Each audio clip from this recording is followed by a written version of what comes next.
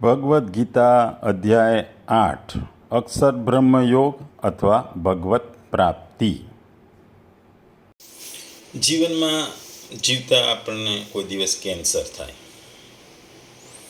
Cancer થાય તો cancer શેનું છે, કેટલી જગ્યાએ ફેલાયેલું છે એ જોવું પડે.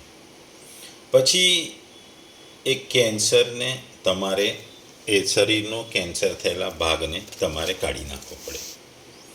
આ કાઢી નાખેલો ભાગ પછી પણ તમારે એને બીજી જગ્યાએ ફેલાય નહીં કે પ્રસરે નહીં, એના માટે કીમોથેરાપી, રેડિયોથેરાપી એવું લેવું પડે છે. એટલે તમારા જે કેન્સરથી થતા દુઃખના અંત માટે કેન્સરને નાશ કરવો પડે છે, કેન્સરને શરીરમાંથી કાઢી નાખવું પડે છે. કેન્સરને કાઢો તો જ એ નાશ પામે. કેન્સરને તમે શરીરમાંથી કાઢો નહીં તો તમને એ કેન્સર વધુ પ્રસરે અને તમને દુઃખ અને એના કોમ્પ્લિકેશન થાય. અહીં યોગીઓની વાત થઈ છે. પ્રયત્નશીલ યોગીએ પણ આ વિશ્વને વ્યવહારિક અભિગમ સાથે એક શાળા છે એ રીતે જોવું જોઈએ. દરેક માણસ માટે સર્વોચ્ચ પાઠ એ છે, સમજવાનું એ છે કે તે પીડા અને પરિવર્તનની પીડિત નશ્વર પ્રાણી નથી, પરંતુ ભગવાનનો એક મુક્ત પુત્ર છે. શાળામાં સારા વિદ્યાર્થીઓ હોય છે, એ ભણવામાં પણ આગળ હોય છે અને એ માર્ક પણ સારા લઈ અને આગળ અભ્યાસ કરી એ જીવનના ધ્યેયને પ્રાપ્ત કરે છે અને સુખરૂપે પોતાનું ભણતર પૂરું કરે છે. ઘણા વિદ્યાર્થીઓ શાળામાં પ્રવેશ કરે છે, ભણે છે, પણ એમનું મન ભણવામાં લાગતું નથી. એમને બીજી બધી પ્રવૃત્તિઓ આકર્ષે છે, એટલે તેઓ ભણી શકતા નથી અથવા ટોચનું ભણતર એ પૂરું કરી શકતા નથી. સારા વિદ્યાર્થીઓ સારા માર્ક સાથે પાસ થઈ PhD સુધી કરે છે. સારા વિદ્યાર્થી જે સાંસારિક જીવનની પરીક્ષાઓ પાસ કરે છે અને જે અંતિમ પરીક્ષા પાસ કરે છે તેને આગળના શિક્ષણ માટે પાછા આવવાની જરૂર હોતી નથી. તેણે દિવ્યતા, વિદ્યા, વાસ્પતિની ડિગ્રી મેળવી જ હોય છે એવું કહેવાય છે. એટલે ભણતરનું સુખ અને દુઃખ હોય છે, કેન્સરનું જે દુઃખ હોય છે, એમ ભણતર પૂરી કે ભણતરનું દુઃખ દૂર કરવાનું હોય છે. કેન્સરમાં કેન્સરની ગાંઠ કાઢીને એ દુઃખને દૂર કરવાનું હોય છે. અહીં ભગવાન એ જ વાત, સુખ દુઃખના આ સંસારની વાત ભગવાન અહીં કરી રહ્યા છે અને ભગવાન આ દુઃખાલયમાંથી દૂર થવાની વાતો કરી રહ્યા છે. ભગવદ્ ગીતાનો અધ્યાય 8મો અને એનો શ્લોક 15મો. મામુક્તેય પુનઃજન્મ દુઃખાલયમ શાશ્વતમ ના ઉપનવંતી મહાત્માનો સંસિદ્ધિમ પરમામ ગતાહ. જો ગુજરાતીને આપણે આ શ્લોકમાં કહીએ તો, મને પ્રાપ્ત કર્યા પછી મહાત્માજનો કે જેઓ ભક્તિ યોગી છે તેઓ દુઃખમય એવા ક્ષણભંગુર જગતમાં કદાપી પાછા આવતા નથી, કારણ કે તેમણે પરમ સિદ્ધિને પ્રાપ્ત કરી છે. બીજા શબ્દોમાં જો ગુજરાતીમાં આ શ્લોકને કહીએ તો, પરમ સિદ્ધિએ પામેલા મહાત્માઓ મને પામીને દુઃખોના રહેઠાણ તેમજ ક્ષણભંગુર એવા પુનર્જન્મને નથી પામતા.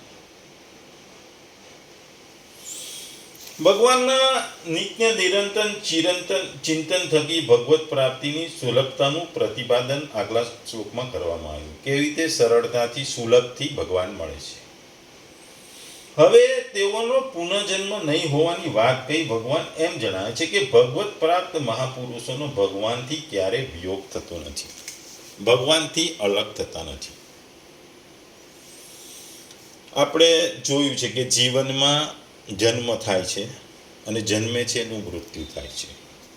મૃત્યુ થતાં એમાંથી આત્મા બીજા શરીરમાં પ્રવેશે છે. આ જીવનનું ચક્ર ફરતું રહે છે. જુદી જુદી 84 લાખ યોનિઓમાં ફરતો રહે છે આત્મા. આ આત્મા જુદી જુદી યોનિઓમાં ફરે છે. આ દરેક યોનિમાં સુખ દુઃખ હોય છે પણ દુઃખ વધારે હોય છે. એટલે તો અહીં દુઃખાલય શબ્દ વાપરવામાં આવ્યો છે. ખાસ કરીને ભગવાન કહે છે કે જન્મો છો એટલે જન્મ થાય છે. તમે મનુષ્ય હો, પ્રાણીઓ, પક્ષી હો, કોઈ પણ હો, જન્મ દરેકનો થાય છે, એનું મૃત્યુ થાય છે. જન્મ થતાં ત્યારે ગર્ભમાંથી બહાર આવવામાં પણ દુઃખની પીડાઓ માતાને થાય છે. જન્મના યોનિમાંથી જ્યારે જન્મ લે છે ત્યારે ઓરમાંથી બહાર નીકળતા એવું કષ્ટ થાય છે, જેવું કષ્ટ મનુષ્યને શરીરની ચામડી ઉતારતા વેળા થાય છે. પરંતુ એ સુખ માટે બાળકના જન્મ માટે એ સુખ કે દુઃખ એ કોઈને જણાવતો નથી. જન્મ પછી બાળક સર્વથા પરતંત્ર હોય છે. કોઈ પણ કષ્ટ થતાં એ રડે છે, પરંતુ કહી શકતું નથી. થોડું મોટું થાય તેમ એને ખાવાનું પીવાની ઈચ્છાઓ થાય, જુદું જુદું ખાવાની ઈચ્છા થાય, જુદી જુદી વસ્તુઓની ઈચ્છા થાય, રમકડાઓની ઈચ્છા થાય. આ બધી ઈચ્છાઓ પૂરી થાય તો સુખ મળે, પણ ઈચ્છાઓ પૂરી ન થતાં એને દુઃખ મળે. અને બાળક હોય ત્યારે પોતાના તમામ રમકડા મળવા છતાં બીજાનું રમકડું જોઈ એ દુઃખી થાય. પછી આગળ ભણતા આવે. ભણવામાં પણ એને સુખ દુઃખનો અનુભવ થાય. ઘણી વખત ભણવામાં દુઃખ થાય. રાત્રે જાગીને અભ્યાસ કરવો પડે, રોજ સ્કૂલે જવું પડે, રોજ વાંચન કરવું પડે, પરીક્ષા આપવી પડે, પરીક્ષામાં ઉત્તર આવડે ના આવડે. એટલે આ બધા દુઃખો તો આવતા જ રહે. પછી માણસ જવાન થાય, લગ્ન થાય, પછી વિવાહ થાય, પત્ની થાય, બચ્ચા થાય, બાળ બચ્ચા થાય, એનું પોષણ કરવું પડે. બાળકોની પણ જવાબદારી આવે. બાળકો મોટા થાય, એમના વિવાહની જવાબદારીમાં આવે. એમના માટે ખાવા પીવાથી માંડી એમના લગ્ન સુધીની તમામ વ્યવસ્થાઓ કરવી પડે. આ પછી તેની વૃદ્ધાવસ્થા આવે. વૃદ્ધાવસ્થા આવતા શરીર નબળું પડી જાય, જુદા જુદા રોગોનું આક્રમણ થાય. શરીર વૃદ્ધ થતાં તમામ અંગો એ નબળા થતા જાય. એટલે ચાલવા, બેઠવા, બોલવાથી માંડી ખાવા પીવામાં મુશ્કેલીઓ થાય.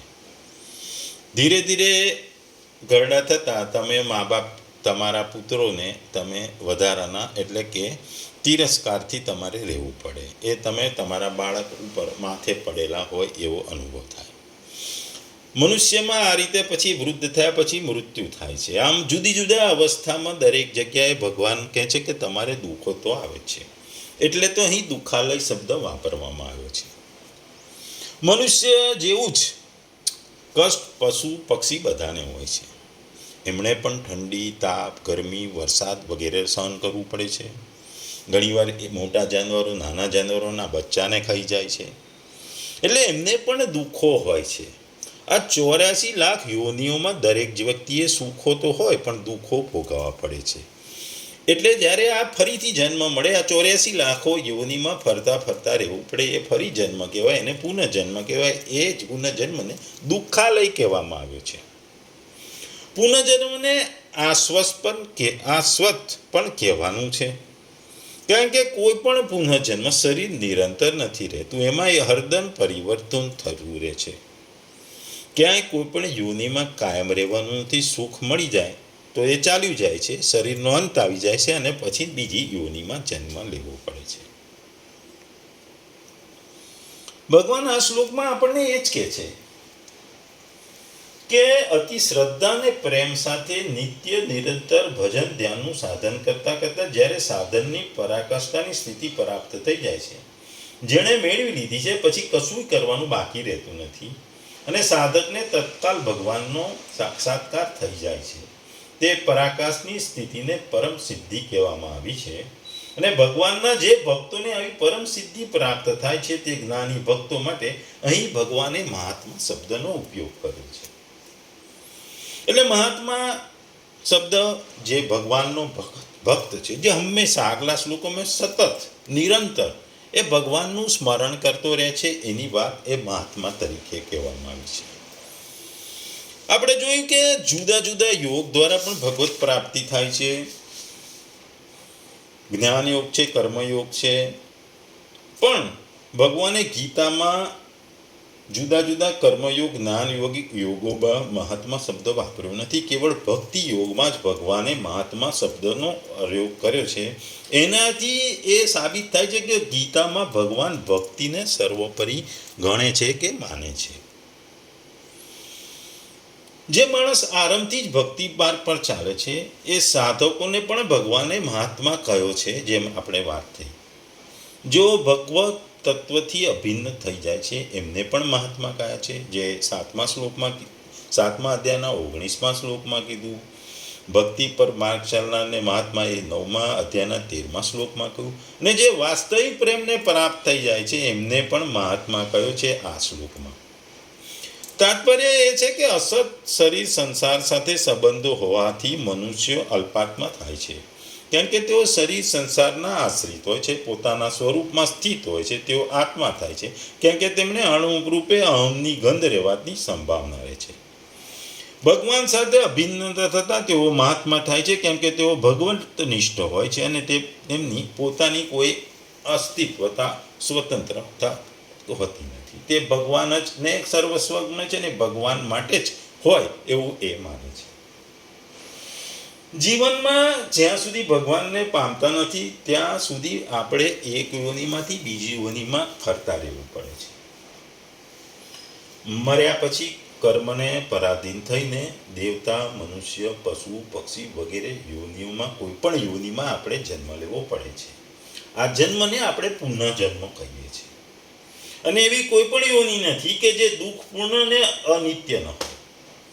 જીવનની અનિત્યતાનું પ્રમાણ તો મૃત્યુ છે, પરંતુ જીવનમાં જે વસ્તુઓ સાથે સંયોગ થાય છે એમાંથી કોઈ પણ વસ્તુ એવી નથી જે હંમેશા એક સરખી એક સમાન રહેનારી હોય, જેની સાથે હંમેશા આપણને એટેચમેન્ટ કે સંયોગ બંધાયેલો હોય. જે વસ્તુ આજે આપણને સુખ આપે પણ આવતીકાલે એ વસ્તુ કદાચ નષ્ટ પણ થઈ જાય, એનો નાશ પણ થઈ જાય. એટલે કોઈ વસ્તુ પરમેનન્ટ નથી. દરેક વસ્તુઓનો જન્મ થાય અને મૃત્યુ થાય. એમ માણસનું પણ મૃત્યુ થાય, જન્મ થાય, મૃત્યુ થાય.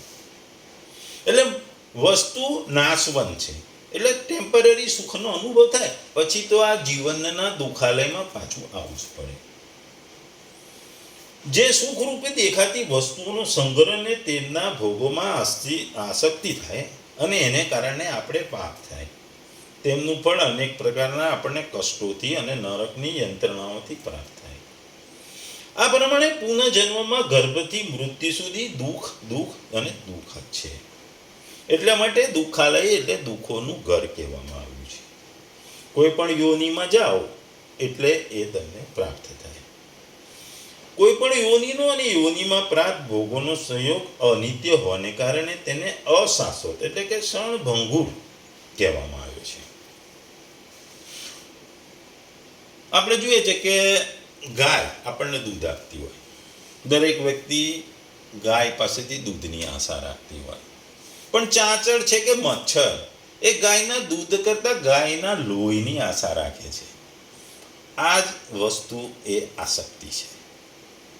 જે જરૂરિયાત છે એના કરતાં બીજું કંઈ મેળવવાની ઈચ્છા હોય આસક્તિ છે. અને આ આસક્તિ અને આંધળી દોટ, આપણે મનગમતું વસ્તુ પામવાની દોટ, એ આપણને પાપો કરાવે છે. આપણે ભગવાનને ભૂલી જઈએ છીએ. આપણને એ વસ્તુઓ પ્રત્યે પ્રેમ થાય છે, એનો સંગ્રહ કરીએ છીએ. એ સંગ્રહનો નાશ થાય એટલે આપણને દુઃખ થાય છે. જે સુખ આપતી વસ્તુઓનો આજે આપણે ધન ભેગું કર્યું, ખૂબ જ કમાયા, જાત જાતના શોખ, ગાડી, બંગલા બધું લીધું, પણ મૃત્યુ આવે ત્યારે આ ગાડી, બંગલા, ધન આપણે આપણી જોડે લઈ જઈ શકતા નથી. એ આપણને ખબર છે એટલે આપણને દુઃખ આવે. ઘણી વખત જીવતા આપણને ઘણું કમાયા પછી અચાનક કોઈ એવી પરિસ્થિતિ આવી જાય તો તમે બધું જ ગુમાવો, ફરીથી તમે દુઃખમાં ચાલી જાય. તમારું જે સુખ છે ક્ષણભંગુર છે, એ ટેમ્પરરી છે, કાયમી નથી. અને આ જે ભેગું કરેલું ધન તમે બીજા યોનિમાં જન્મો તે જોડે લઈ જઈ શકાતું એ પણ એ મોટું દુઃખ છે. એટલે અહીં મહાત્માની જે વાત કરી છે, જે સતત ભગવાનનું સ્મરણ કરે છે, જે ભગવાનને યાદ કરે છે, એમનો અહીં ભગવાન કહે છે એમનો પુનઃજન્મ થતો નથી. કારણ કે તેને અનન્ય પ્રેમી ભક્તોને ભગવાનની પ્રાપ્તિ થઈ જાય છે. એવો નિયમ છે કે એકવાર જેને બધા સુખોનો અનંત સાગર, બધાના પરમ આધાર, પરમ આશ્રય, પરમાત્મા, પરમ પુરુષ ભગવાનની પ્રાપ્તિ થઈ જાય, તેઓએ પછી કોઈ પણ પરિસ્થિતિમાં ભગવાનથી જુદા પડતા નથી. ભગવાન એમને વિયોગ આપતા નથી. કહેવામાં આવ્યું છે કે ભગવત પ્રાપ્તિ થયા પછી, ભગવાનની પ્રાપ્તિ થયા પછી સંસારમાં જન્મ લેવામાં પડતો નથી, જન્મ લેવતો નથી, એટલે પુનઃજન્મ થતો નથી. ઘણા શાસ્ત્રોમાં કીધું છે કે તમે ભગવત પ્રાપ્તિ થઈ જાય પછી તમે ભગવાન જન્મ લે એની સાથે તમને જન્મ લેવાનો તક મળે છે, ભગવાનના સાથીદાર તરીકે તક મળે છે, એવું ઘણા શાસ્ત્રોમાં કીધું છે. આમ પુનઃજન્મ થતો નથી, પણ ભગવાન જ્યારે પૃથ્વી પર અવતરે છે ત્યારે એમના સહાધ્યાયી, એમના મદદગાર કે એમના સેવક તરીકે ઘણાને ભગવત પ્રાપ્તિ મહાત્માઓને ફરીથી જન્મ લેવાની વસ્તુ મળે છે, પણ એ ભગવાનની ઈચ્છાને આધીન જ જન્મ લીધા પછી કામ કરે છે. એની પોતાની કોઈ પર્સનલ આઈડેન્ટિટી હોતી નથી. એટલે ટૂંકમાં આ શ્લોકમાં ભગવાન ખાસ કરીને કહે છે કે ભગવાનના જે દર્શન કરે છે, ભગવાનને સ્મરણ કરે છે, યાદ કરે છે, ભગવાનના ગુણને જે ગાય છે, ગુણને સ્વીકારે છે, જે ભગવતના તત્વને જાણી લે છે અથવા ભગવાનમાં પ્રવિષ્ટ થઈ જાય છે, પછી એનો પુનઃજન્મ થતો નથી. પુનઃજન્મનો અર્થ છે કે ફરી શરીર ધારણ કરવું. એ પછી એ શરીર જાણે મનુષ્યનું હોય કે પશુ પક્ષીનું હોય કે કોઈ પ્રાણીનું હોય, પરંતુ તેને ધારણ કરવાનામાં દુઃખ છે. એટલા માટે પુનઃજન્મને દુઃખાલય અથવા દુઃખોનું ઘર કહેવામાં આવ્યું છે. એને ફરીથી પ્રાપ્ત કરતા નથી.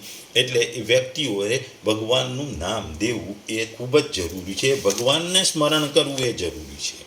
મનુષ્યએ સંસારમાં જન્મની સાથે ભગવાનને હંમેશા યાદ કરવા જોઈએ, ભગવાનનું સ્મરણ કરવું જોઈએ, ભગવાનનું પૂજન કરવું જોઈએ. પહેલેથી જ તમે સ્મરણ કરતા રહો, સતત સ્મરણ કરતા રહો, હંમેશા સ્મરણ કરતા રહેતો તો તમે આ વ્યક્તિ તરીકે મહાત્મા બની જાઓ. અને આ મહાત્માઓની ભગવત પ્રાપ્તિ એટલે કે મોક્ષની પ્રાપ્તિ ખૂબ જ સરળ છે, કારણ કે ભગવાનની પ્રાપ્તિ મહાત્મા માટે આગલા શ્લોકમાં કીધા પ્રમાણે એકદમ સુલભ છે. સુલભ વસ્તુ લેવી એ મહત્વની છે. દુઃખો કરતાં ભગવત પ્રાપ્તિ એ મહત્વની વસ્તુ છે. આપણે જોઈએ છે કે આ નશ્વર જગતમાં જન્મ, જરા, વ્યાધિ અને મૃત્યુના કલેશો ભરપૂર છે. તેથી જેણે પરમ સિદ્ધિ પ્રાપ્ત કરી છે અને સર્વોપરી લોક એવાને જેને પ્રાપ્ત થાય છે, તે સ્વાભાવિક રીતે ત્યાંથી ક્યારે પાછા આવવાની ઈચ્છા ધરાવતો હોતો નથી. જેને મોક્ષ મળી ગયો છે, જેને ભગવત પ્રાપ્તિ થઈ છે, જેને ગોલોક મળ્યો છે, જેને વૃંદાવન પ્રાપ્ત, જેને કૃષ્ણલોક પ્રાપ્ત થયું છે, એ આ નશ્વર જગતના જન્મ, જરા, વ્યાધિ અને મૃત્યુના કલેશોમાંથી બહાર નીકળી જાય છે. એ મૃત્યુથી દૂર ભાગી જાય છે. આ ચારેય વસ્તુઓથી એ દૂર ભાગે છે. એટલે ભગવાનને પ્રાપ્ત થઈ ગયો છે, એટલે એને ફરીથી જન્મ લેવાના ચક્રમાં ફરવું પડતું નથી. આ જન્મ મરણનું ચક્ર એ દુઃખનું મુખ્ય કારણ છે. જ્યાં સુધી આ જન્મ મરણના ચક્રમાં તમે સંકળાયેલા રહો છો, ત્યાં સુધી જન્મથી મૃત્યુ સુધીના તમારે જુદા જુદા ભાગોમાં અને જુદા જુદા સ્ટેજમાંથી પસાર થવું પડે છે. અને દરેક જગ્યાએ તમને દુઃખો મળે છે.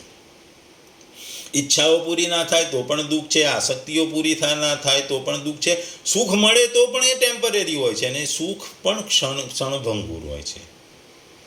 એટલે આ દુઃખોનું જ વસ્તુ છે. પણ યોગથી પણ ભગવત પ્રાપ્તિ થાય છે. પણ ભગવાને જે આગલા 2 શ્લોકોમાં આપણને ભગવત પ્રાપ્તિ માટેનો જે ભક્તિનો માર્ગ બતાવ્યો એ ખૂબ જ ઉત્તમ, સરળ અને સુગમ છે. એટલે ભગવાન કહે છે કે તમે મારું સ્મરણ કરતા રહો, તમે મને યાદ કરતા રહો, હું સરળતાથી તમને મળીશ. અને તમે આ રીતે જે મને પ્રાપ્ત કરશો એ વ્યક્તિને ભગવાન મહાત્મા કહે છે. અને આ મહાત્માઓ પરમ સિદ્ધિને પામીને ફરીથી પુનઃજન્મના ચક્રમાં ફસાતા નથી, પુનઃજન્મના ચક્રમાં સંકળાતા નથી. આગળ 7મા અધ્યાયમાં પણ ભગવાને સંસારને પરમાત્માનું સ્વરૂપ કહેવામાં આવ્યું હતું, વાસુદેવ સર્વસ્વ. પરંતુ અહીં તેને દુઃખાલય અર્થાત દુઃખોનું ઘર કહેવામાં આવે છે. દુઃખાલયમ એનો મતલબ એ છે કે જે મનુષ્ય સાંસારિક વસ્તુ, વ્યક્તિ અને ક્રિયાથી સુખ લે છે તેના માટે સંસાર ભયંકર દુઃખ આપવાવાળો છે. પરંતુ જે વસ્તુ અને ક્રિયાઓથી સંસારની સેવા કરે છે તેના માટે સંસાર એક ભગવાનનું સ્વરૂપ છે, પરમાત્માનું સ્વરૂપ છે. સુખની આશા, કામના અને ભોગ મહાન દુઃખોનું કારણ છે. સુખ ભોગવનાર દુઃખથી ક્યારેય બચી શકતો નથી. આ એક લખાયેલો કાયમી નિયમ છે. તેથી વસ્તુ, વ્યક્તિ અને ક્રિયાથી સુખ લેવું જ નહીં. જે ક્ષણે સુખ બુદ્ધિનો ત્યાગ થશે તે ક્ષણે પરમાત્માની પ્રાપ્તિ થશે. જીવ, આપણે કહીએ છીએ કે જીવ આપણો આત્મા એ પરમાત્માનો અંશ છે, જેના રોમ રોમમાં કરોડો બ્રહ્માંડ છે. પરંતુ જીવ અપારા પ્રકૃતિના તુચ્છમાં તુચ્છ અંશ એવા શરીરમાં ફસાઈ ગયો છે. તેથી જ્યાં માત્ર ભરપૂર આનંદ મળે છે ત્યાં જીવ માત્ર દુઃખ મેળવી રહ્યો છે. એટલે દરેક વ્યક્તિ દુઃખને દૂર કરવા માટે સુખની શોધ શોધે છે, પણ એ ભૌતિકતાથી શોધે છે. પણ ભૌતિકતા સુખ કાયમ પૂરી પાડતી નથી, કારણ કે ભૌતિક સુખો ક્ષણિક હોય છે. પરમાત્માની પ્રાપ્તિ એ કાયમી દુઃખોનો અંત છે, એવું ભગવાન અહીં કહે છે.